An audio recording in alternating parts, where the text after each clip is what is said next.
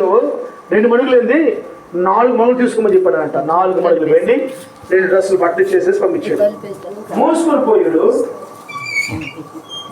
పోయినాక జాగ్రత్త, మోసుకొని పోయినాక వాళ్ళు కూతుబెట్టి దూరం ఉండగానే ఈ ఏషియా తీసుకొని పోయి ఇంట్లో పోయి దాచిపెట్టుకున్నాడు.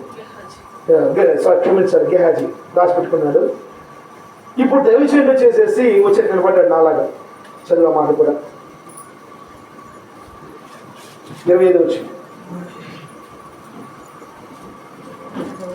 25 వచ్చింది. అతడు లోపలికి పోయి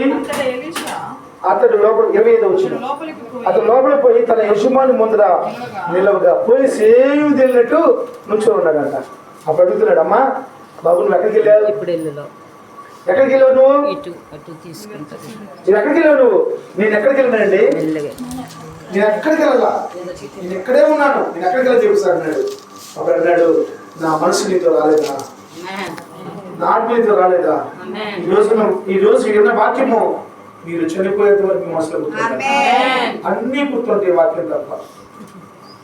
ఏమా వాక్యాన్ని మనం మనసులో పెట్టుకుంటే ఎప్పుడు బాగుపడతాం. నాలా సాగులు అయ్యేవాడు